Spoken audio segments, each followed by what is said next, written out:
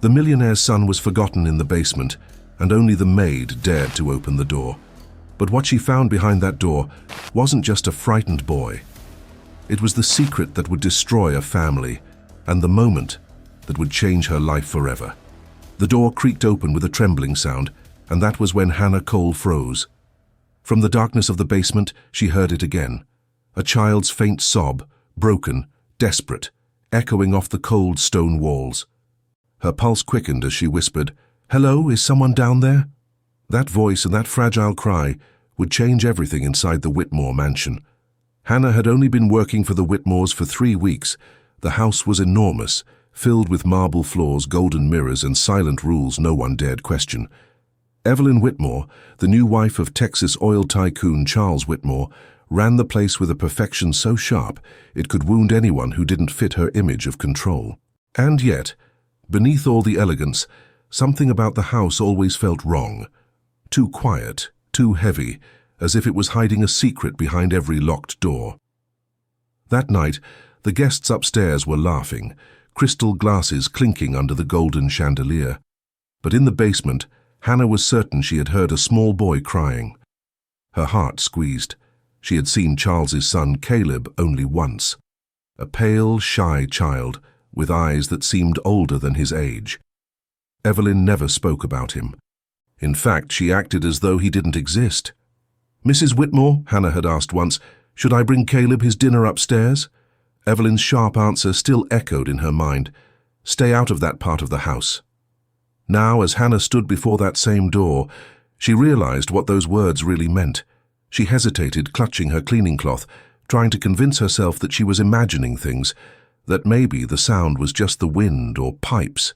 But when she leaned closer, she heard it again. "Please, somebody, open the door." The words pierced her like a knife. She couldn't ignore it any longer. Inside, Caleb sat curled in the corner, his small hands trembling, his eyes swollen from crying. The faint light from the hallway slipped through the crack beneath the door, painting a line of hope across his face. He had lost track of time, hours, maybe days. He didn't know why Evelyn had locked him there, only that she told him his father was too busy to see him, that he was in the way. And so the boy stopped expecting footsteps, until he heard Hannah's voice. As the maid's trembling hand reached for the doorknob, the house seemed to hold its breath. Upstairs, laughter and music echoed through the marble halls, the world of the rich, untouched by pain. Down here, between dust and darkness, a woman's courage was about to change a child's destiny, and the heart of a man who had forgotten what love truly meant. I'm John Parker, and today's story will touch your heart. Don't forget to subscribe to the channel and give your like. It's very important to me. And tell me in the comments which city or country you're listening from. As the words fade, imagine the sound of that door unlocking, because what Hannah found behind it wasn't just a forgotten child. It was the truth that could destroy the Whitmore family forever. When Hannah finally pulled the door open, the smell of dampness and fear rushed out like a silent scream. The weak light from the hallway fell over Caleb's tiny figure, his knees drawn to his chest, his face streaked with tears and dust. For a moment, she couldn't move. The sight was too heavy, too cruel.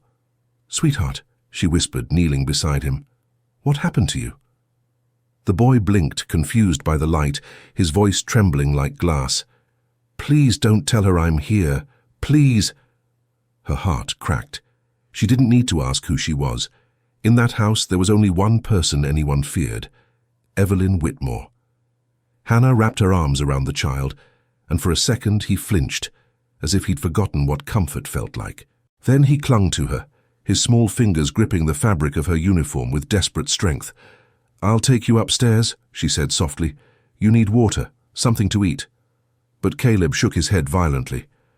"She'll be angry. She said if I make noise again, she'll send me back to the hospital." Hannah froze. "Hospital?" The word echoed through her chest. "What hospital, Caleb?" "The one where they keep bad kids," he muttered, his eyes distant. "She said Daddy doesn't want to see me there." That was when Hannah understood that this wasn't neglect, it was something darker. She took a deep breath, her hands trembling, and glanced around the basement. There was a small bed, a water bottle, and a plate with spoiled food. Someone had intended for him to stay there. Her eyes filled with tears. What kind of woman could do this to a child? Suddenly, from upstairs, came the distant sound of laughter. Evelyn's laughter. Cold, artificial, echoing down the stairs like an insult. Hannah wiped her face quickly and whispered, "Stay quiet, Caleb. I'll come back for you tonight." The boy nodded, hope flickering faintly behind his exhaustion. As she closed the door gently behind her, Hannah's mind raced. If she told Mr. Whitmore, Evelyn would deny everything, and Hannah would be fired, maybe even arrested for trespassing in restricted areas. But if she said nothing, that boy would be left to rot in the dark. Her conscience screamed louder than her fear. That night, long after the party ended, Hannah stood outside the basement door again, holding a small flashlight and a basket of food.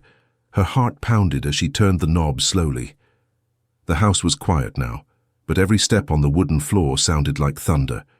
Inside, Caleb was awake, waiting, his eyes lighting up the moment he saw her.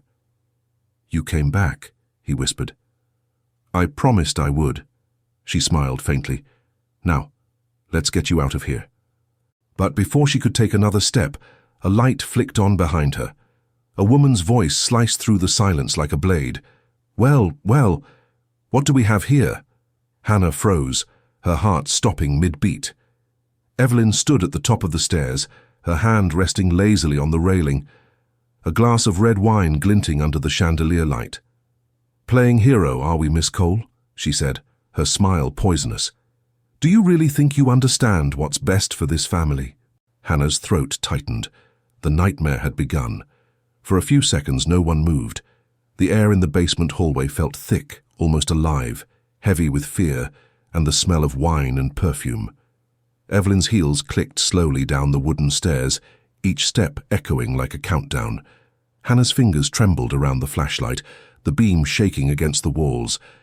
Caleb hid behind her, clutching her apron, his breathing shallow. "I asked you a question, Miss Cole," Evelyn said, her tone smooth and venomous. "What exactly do you think you're doing here?" "I heard someone crying," Hannah stammered. He was alone down here." Evelyn's eyes narrowed, her smile fading.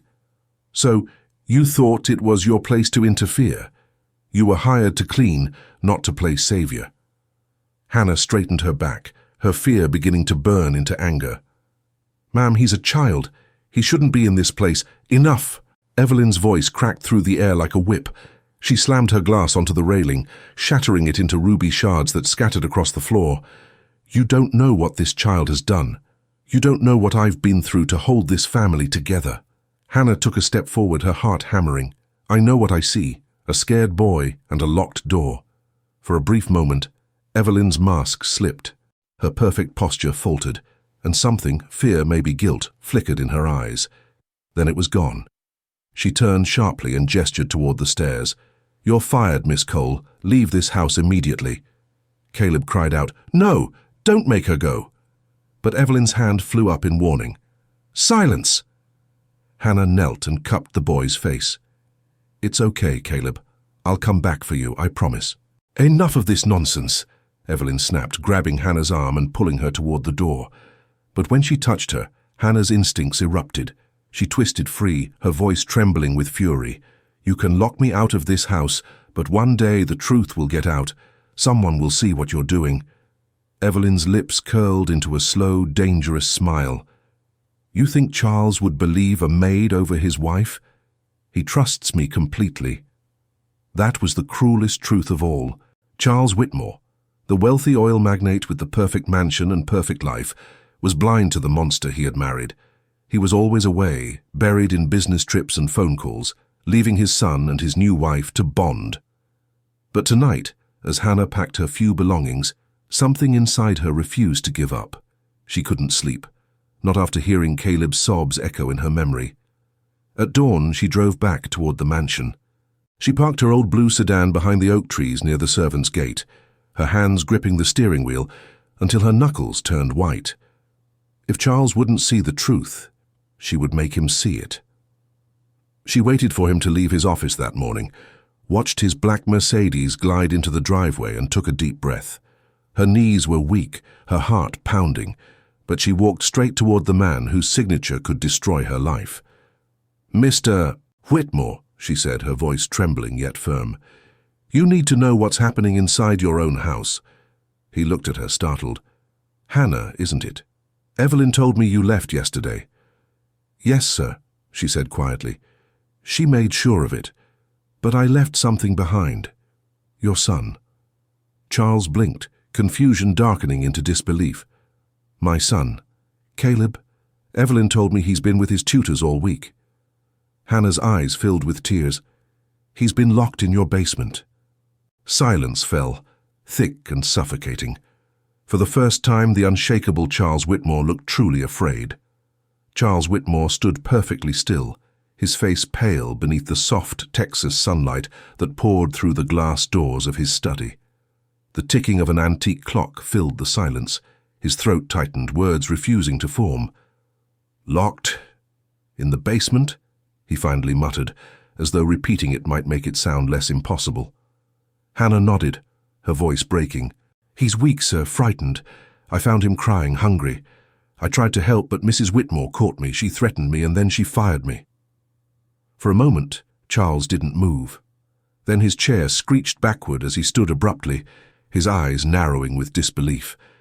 "Evelyn would never—" "She would, sir," Hannah interrupted softly, her courage trembling but steady. "And she did." He turned away, running a hand down his face, torn between reason and horror. Everything in his world depended on control, his company, his reputation, his family. The thought that his elegant wife, the woman he'd trusted with his child, could be capable of cruelty shattered something inside him. "Do you have any proof?" he asked finally, his voice low and desperate. Hannah reached into her purse and handed him a small silver locket. Inside was a picture of Caleb and a tiny piece of paper she had found in the basement. Scrawled in uneven handwriting were the words, "Daddy, please come get me." Charles's jaw clenched. His fingers trembled as he read his son's plea. Without another word, he grabbed his car keys and stormed toward the door. Hannah followed in silence. The drive to the mansion felt endless. The sun blazed high over the Texas fields, but the air inside the car was cold, heavy with dread. When they arrived, the housekeeper froze at the sight of Charles's expression. Evelyn was in the grand salon, arranging flowers and humming softly to herself. She turned when she heard his footsteps, her face glowing with surprise, then confusion, then fear.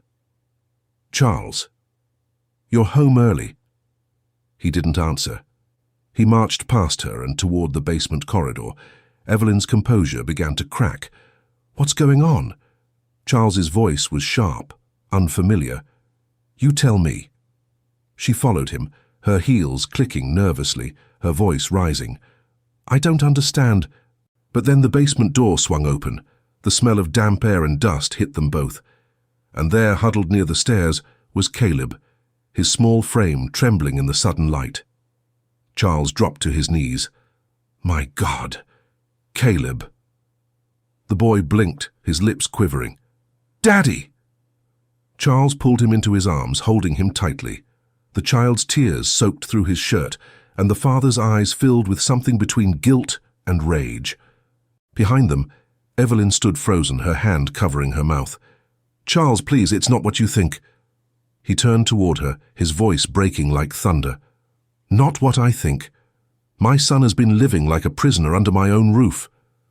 Evelyn took a shaky step forward, her perfect mask collapsing. "He's been difficult. He needed discipline." "Discipline?" he roared. "You call this discipline?" For the first time, Evelyn couldn't meet his eyes.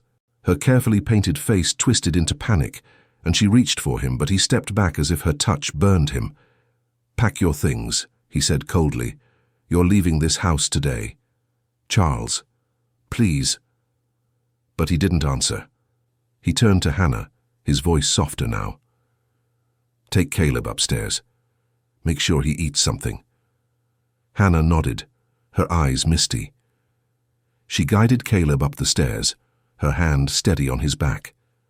As they disappeared into the light, Charles looked at the woman he had once loved and felt the weight of his choices crush him. He had married charm and beauty and blinded himself to cruelty. And somewhere deep inside, he knew this wasn't the end. Because forgiveness would not come easily. Not for Evelyn and not for himself. That night, the Whitmore mansion no longer shimmered with the golden glow of privilege. It felt hollow, as though every wall whispered the same question. How could this happen? Charles sat in his study, the firelight flickering across his weary face. Papers lay untouched on his desk, a half-empty glass of whiskey beside them. Upstairs, Caleb was asleep for the first time in days, curled under a soft blanket. Hannah had stayed by his side until his breathing calmed, humming softly like a mother who had done this all her life. But Charles couldn't sleep. Guilt throbbed in his chest like an open wound. How had he not seen it? How had he been so blind? He closed his eyes, and for the first time in years, the mighty Charles Whitmore felt small. When Hannah quietly entered the room, carrying a cup of tea instead of her usual cleaning tray, he didn't look up. "You don't have to stay," he murmured. "You've done enough." "I couldn't leave," she said gently. "Not yet."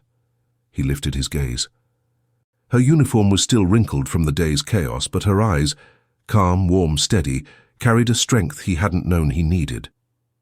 "Mr. Whitmore," she continued, "you can't blame yourself forever. Evil hides well in pretty rooms." He almost smiled. "You sound like someone who's seen too much." "I've seen enough to know that money doesn't buy peace," she said, lowering herself into the chair across from him. "And that love, when forgotten, can make people cruel." The room fell silent, filled only with the sound of the fire crackling.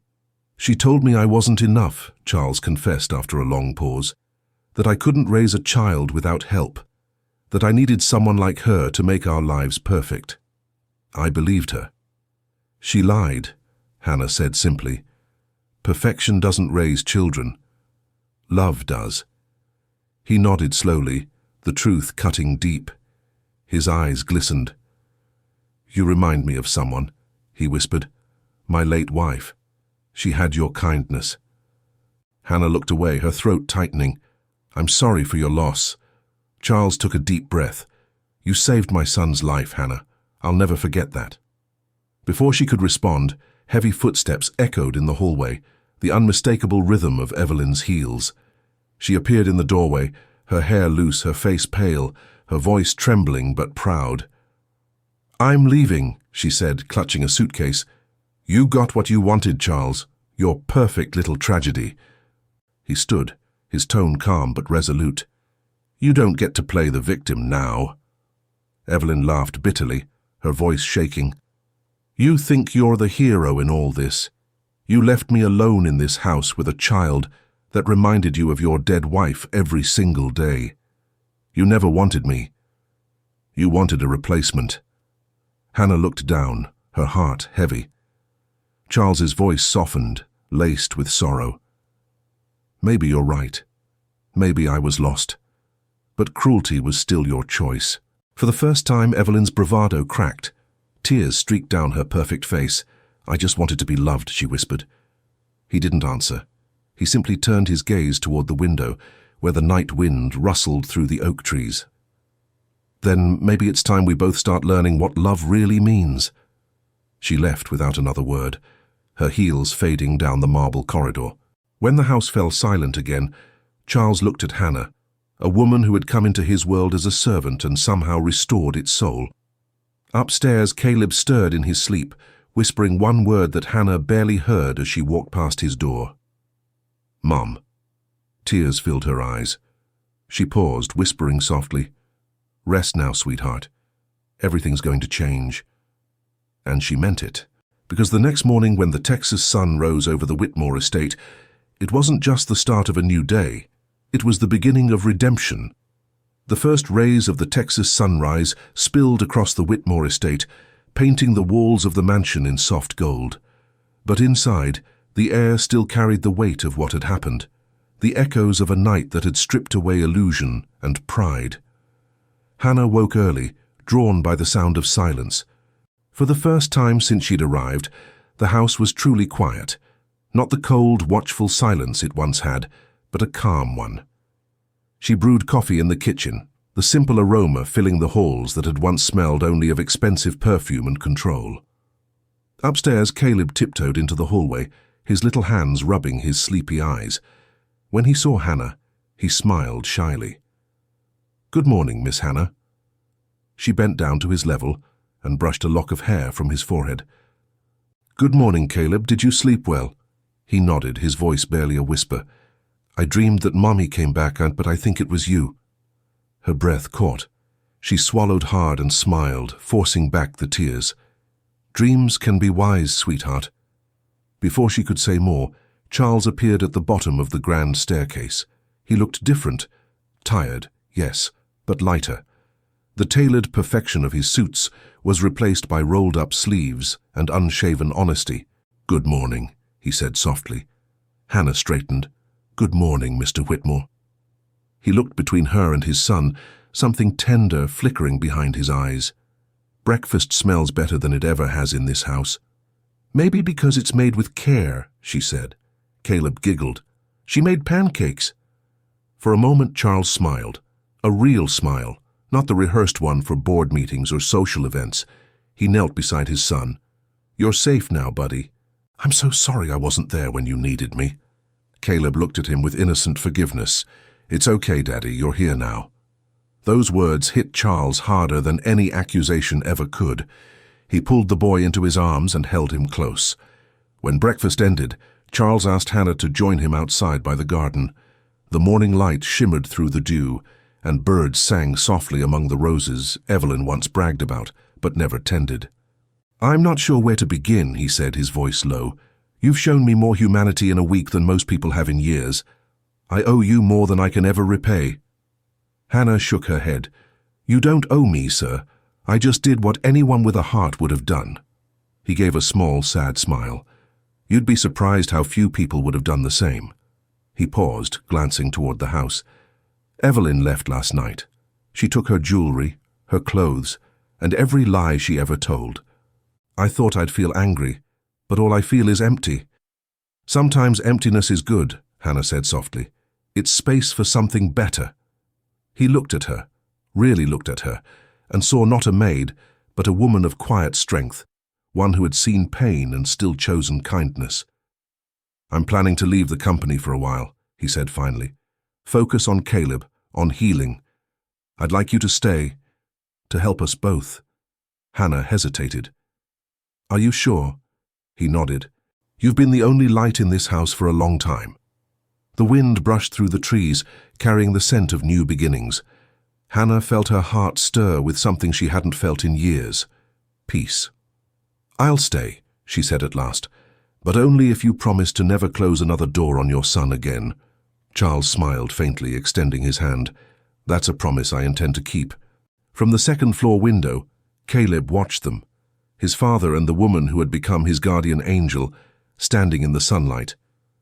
For the first time, he believed that love could come back after being forgotten. And in that quiet morning, the house that had once been filled with shadows began to breathe again. Days turned into weeks, and slowly, the Whitmore mansion began to feel alive again. Laughter returned, soft, hesitant at first, then fuller, warmer. The piano that had gathered dust in the living room was played once more, this time not by a hired musician during Evelyn's glamorous parties, but by Caleb, pressing the keys with shy curiosity, while Hannah clapped along. Charles watched from the doorway, his heart heavy yet full. Every note was a reminder of what he'd nearly lost, and what Grace had given him back. One afternoon, he found Hannah in the garden trimming roses. The Texas sun glowed against her hair, and for a fleeting moment he simply stood there watching her. He didn't recognize the feeling at first. It wasn't desire, not in the shallow way he'd once known it. It was gratitude, woven with something gentler, something sacred. "Hannah," he said softly, walking closer. She turned, startled, her cheeks brushed with sunlight. "Mr. Whitmore, I didn't hear you come out." "I didn't mean to interrupt," he said with a faint smile. "I just wanted to thank you again for staying, for helping Caleb." and for helping me." She lowered her gaze, her hands still working carefully with the shears. "Sometimes people don't need saving," she said quietly. "They just need to be reminded that they're still capable of love." He took a slow breath. "Then you've reminded me of more than you'll ever know." For a moment, they stood in silence, not awkward, but peaceful. Then Caleb came running down the steps, waving a small piece of paper. "Daddy, Miss Hannah, look!" He handed the note to Charles. On it, in a child's uneven handwriting, were 4 words that made his throat tighten. "We're a family now." Charles knelt, pulling Caleb into his arms, emotion welling in his chest. "Yes, son," he whispered. "We are." Hannah smiled, though tears shimmered in her eyes. For a long time she had lived her life in the background, invisible, unseen, just a servant passing through other people's stories. But now, for the first time, she felt she belonged somewhere. That evening, as the sunset painted the Texas sky in gold and amber, Charles invited Hannah and Caleb to dine with him, not as staff and employer, but as equals. He'd set the table himself, clumsily, but with pride. Caleb laughed at his father's crooked napkin folds, and Hannah couldn't help but giggle too. "Looks like I'm better at mergers than menus," Charles joked. "Practice makes perfect," Hannah replied, her smile soft. For a moment, the mansion, once a prison of pride, felt like a home again. But peace never comes without shadows. Late that night, after Caleb had gone to bed, a car stopped quietly at the end of the driveway. Its headlights stayed off, but the faint glow of a cigarette burned near the driver's window. Inside, Evelyn watched the house, her eyes dark, her jaw tense. She had lost everything: her status, her husband, her wealth. But as she stared through the glass at the warm light spilling from the dining room, something inside her twisted. "This isn't over," she whispered, flicking ash into the night. And in that quiet threat, the seeds of a new storm began to grow. Upstairs, Hannah checked on Caleb, brushing his hair gently from his forehead. "Sleep tight, sweetheart," she whispered. "You're safe now." But even as she said the words, a strange chill crept over her, as if the house, still remembering its ghosts, was warning her that peace was only the calm before the next reckoning. The next morning dawned calm and bright, the kind of Texas morning that made the air smell like promise. But Hannah couldn't shake the heaviness in her chest. It was instinct, a quiet whisper that something was wrong. She had learned long ago to trust that feeling. Charles had gone into town early to meet his lawyer, handling the last details of Evelyn's departure. Caleb was at his lessons, drawing pictures of horses and trees in the study, while Hannah folded laundry by the window. Everything seemed ordinary, until a faint sound from outside caught her attention. Gravel, tires, a car pulling into the driveway. Her hands froze. For a moment she thought maybe Charles had returned early, but when she peered through the curtains, her breath caught. It was Evelyn. She stepped out of the sleek black car, sunglasses hiding her eyes, her red dress blazing against the morning light. Even from a distance, Hannah could sense the tension in her posture, the stiffness of someone who had come not to visit, but to reclaim. Hannah's heart pounded. She rushed to the door before Evelyn could ring the bell. "You shouldn't be here," she said, her voice steady but low. Evelyn smiled, that same polished, poisonous smile. "Relax, dear. I just came for a few of my things." "There's nothing left for you here," Hannah said firmly. "Oh, I think there is," Evelyn replied, stepping closer. "A husband who still feels guilty, a child who still believes in forgiveness, and a maid who thinks she's part of the family." Hannah's throat tightened. "You don't get to talk about forgiveness." Evelyn tilted her head, studying her. "You're brave, I'll give you that. But don't fool yourself, you may have won their hearts, but I built this world. You're just living in it." Before Hannah could answer, a small voice interrupted. "Miss Hannah?" Caleb stood at the top of the stairs, his drawing still clutched in his hand. His eyes widened when he saw Evelyn. "Mom?" Evelyn's expression softened instantly, the predator turning mother again. "Hello, sweetheart," she cooed, opening her arms. Hannah stepped protectively in front of him. "Caleb, stay there." But Evelyn's tone turned sweetly manipulative. "It's all right, darling. Mommy just came to see you." Caleb hesitated, torn between fear and the memory of love. Hannah could see the confusion in his eyes, and it broke her heart. "Go upstairs, Caleb," she said gently but firmly. "Your father will be home soon." The sound of an engine cut through the air, Charles's car turning into the driveway. Evelyn's mask cracked for a split second, panic flickering behind her calm smile. Charles stepped inside moments later, his expression darkening when he saw her. "Evelyn, I told you to leave this place alone." She raised her chin. "I only came for my belongings." "You came for control," he said sharply. "But that's over." Her eyes glistened. "You think she loves you?" she hissed, nodding toward Hannah. "You think this little act of salvation makes you pure again?" Charles's voice was cold steel. "This isn't about me, it's about Caleb, and what you did to him." For the first time, Evelyn faltered. She looked at the boy, her stepson, her reminder of everything she couldn't possess, and something inside her wavered. Her voice softened, breaking. "I wasn't trying to hurt him. I just wanted to be enough." The anger drained from Charles's face, replaced by exhaustion. "Then be enough somewhere else." She exhaled, a shaky breath that sounded like surrender. "You'll regret this," she whispered, tears threatening but pride refusing to fall. Then she turned, heels clicking against the marble, and walked out of the mansion without looking back. As her car disappeared down the road, the house fell silent again. Caleb slipped his small hand into Hannah's, his voice barely audible. "She's gone, isn't she?" Hannah nodded.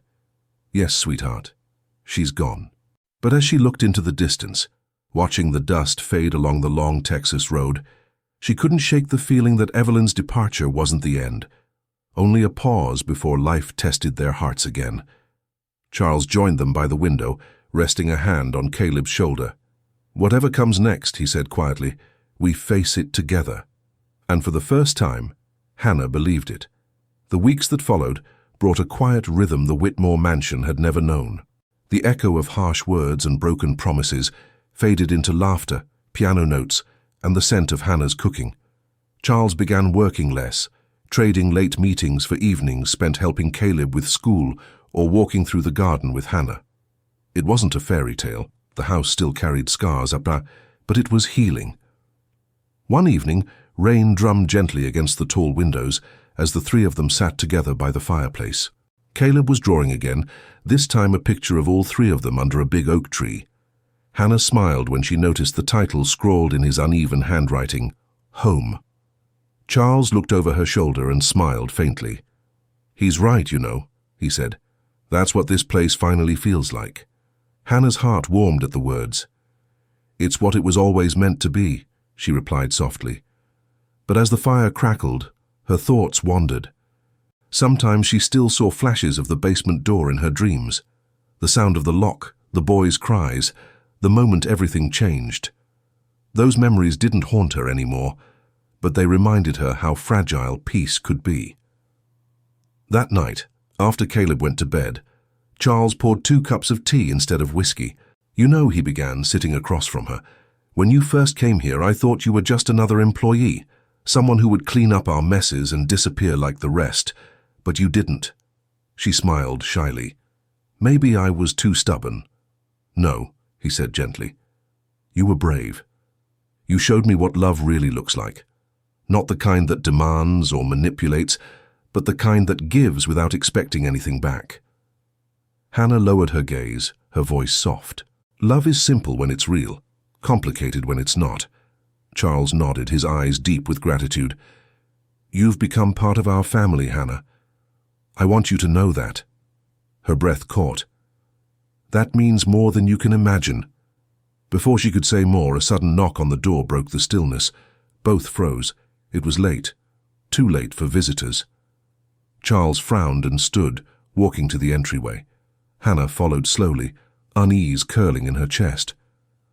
When he opened the door, the storm wind rushed in, and with it a drenched figure. Evelyn. Her once perfect hair was soaked, her makeup smeared. Her eyes, wild, desperate, flickered between them. "Please," she gasped. "I need help." Charles stared, disbelief and anger clashing in his face. "Evelyn, what are you doing here?" She clutched the doorframe. "My car broke down. I didn't know where else to go." "Why here?" His voice was cold. "Because I don't have anyone else," she whispered. Hannah's heart ached, not with pity but with the faint sting of understanding. Pain had a way of circling back to where it began. Charles hesitated. "You can stay until the rain stops," he said finally, his tone guarded. "But that's all." Evelyn nodded weakly, stepping inside. Her eyes darted around, landing on Hannah, and for a moment shame passed through her face like lightning. "You must be proud," she muttered, her voice shaking. "You replaced me perfectly." Hannah didn't answer. Instead, she grabbed a towel and handed it to her. "Dry off, you'll catch a cold." Evelyn blinked. The kindness seemed to wound her more than anger would have. She took the towel slowly. "Why would you help me?" "Because hate doesn't heal anything," Hannah said simply. Evelyn stared at her, speechless. The woman she had once dismissed as a servant now stood before her, not defeated, but dignified. And for the first time, Evelyn felt the weight of what she had done. The rain softened outside. Silence filled the house again. Not the silence of fear, but of reflection. When Evelyn finally left before dawn, she said only one thing at the door. "Take care of him. And of Caleb." Hannah nodded, watching her disappear down the long road. Charles stepped beside her, exhaling deeply. "Do you think she'll be all right?" Hannah looked toward the fading horizon. "Maybe someday. Forgiveness starts slow." He turned to her. "You always find grace where I can't." She smiled faintly. "That's because grace isn't found, it's chosen." And in that quiet, as the first light of morning touched the sky, both of them knew redemption was no longer a dream. It had already begun. Months passed, and with them, the house that once echoed with fear and silence became a place of laughter, forgiveness, and quiet strength. The servants smiled more. The air felt lighter. Even the roses in the garden seemed to bloom brighter, as if the earth itself had forgiven the Whitmores. Every morning Hannah found Caleb in the kitchen before sunrise, sitting at the table waiting for pancakes. "You're up early again," she would tease. He'd grin and say, "I don't want to miss breakfast with my family." Those words never failed to bring tears to her eyes. Charles, too, was changing. The once distant, unshakable businessman now spent his mornings walking with Caleb to school and his evenings cooking dinner, though his idea of cooking often meant burning something before Hannah rescued it. They would all laugh, and those moments, however simple, carried more worth than all the fortune Charles had built. One afternoon, as the golden Texas sun dipped low over the fields, Charles called Hannah to the garden. Caleb was running between the rose bushes, chasing a butterfly, his laughter echoing like music. "I never thought peace could look like this," Charles said quietly, standing beside her. "I used to think love was something I could buy, something that came with success. But I was wrong." Hannah looked at him, her voice soft. "Love isn't something you buy, Mr. Whitmore. It's something you protect." He smiled, eyes warm with the kind of gratitude words couldn't hold. "Then you've protected mine." A comfortable silence followed, the kind that didn't need filling. The wind rustled through the trees, the sun kissed the horizon, and everything that once hurt seemed to have found its place. Later that evening, Charles gathered the courage to speak the truth that had been living in his heart for weeks. "Hannah," he began, his voice unsteady, "I don't know where this road leads, but I know I don't want to walk it without you." Her breath caught. "Are you sure, Charles? You've already given me more than I ever asked for." He took her hand gently, his eyes sincere. "You didn't take anything from me. You gave me back everything I lost." She didn't answer with words, just a quiet smile, one that said more than promises ever could. As the days turned into seasons, the Whitmore estate became known for something new. Not wealth, not power, but kindness. People from the nearby town would pass by and say, "That's the house where miracles happened." And maybe in a way they were right, because sometimes miracles aren't thunderclaps or shining lights. Sometimes they're the sound of a locked door opening, a trembling child finding safety, or a heart learning to forgive itself. That night, As the moon rose high above the Texas sky, Hannah whispered a silent prayer of gratitude for Caleb, for Charles, for the chance to start again, and for the reminder that redemption doesn't erase the past, it redeems it. She tucked Caleb into bed and paused at the doorway as he murmured sleepily, "Good night, Mum." Her eyes filled with tears, and she whispered back, "Good night, my love." Downstairs, Charles waited by the fire, smiling as she joined him. The flames reflected in their eyes, two souls once broken, now whole again. "I'm John Parker," the narrator's voice echoed softly, "and today's story reminds us that sometimes the bravest act of love is forgiveness." If this story touched your heart, don't forget to subscribe to the channel, give your like, and tell us in the comments which city or country you're listening from. Your words keep these stories alive. And as the music swelled, the camera faded from the glowing fireplace to the Texas night sky, where one house once haunted by secrets now stood bathed in peace and starlight. The end.